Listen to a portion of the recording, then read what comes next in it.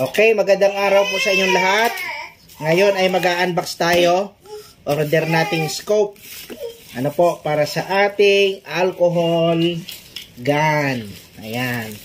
Para kapag ka may target tayo, ay madali po nating matatarget. At sigurado masasapol po natin. Ayan. So, okay naman po.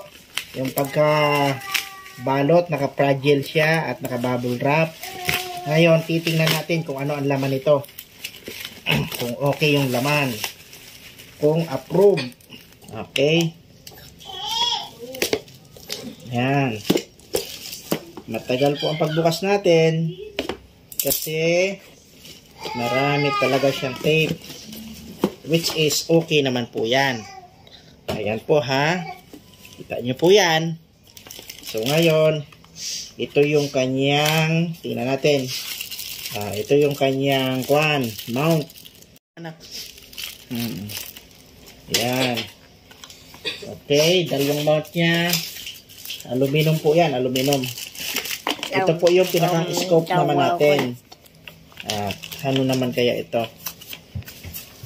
Ito naman yung ating I don't know, baka ito ay kasama din sa kanyang telescope sa dulo. Kuha din po ito, aluminum din po ito. Yan, aluminum din po yan. Okay, so ngayon, atin ang buksan ito mismong scope. Ito talaga yung maganda. Gamit ito ng mga sniper. Walang kawala. Grabe. Maganda po siya, may kabigatan din.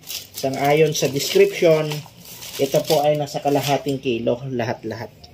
Itong ating scope. Ayan po siya, oh. So, BSA. Ayan. Ganda. Ito po yung cover niya sa cover niya sa dulo. Pwede nating lagyan ng tali ito. Para ito may lagay naman siya ng tali, oh. Dito. So, ganda ng lens niya. So, base sa atin pong reviews dito, doon sa mga nabumili na ng una, maganda ang reviews niya, malinaw at talagang kuwan siya, maasahan.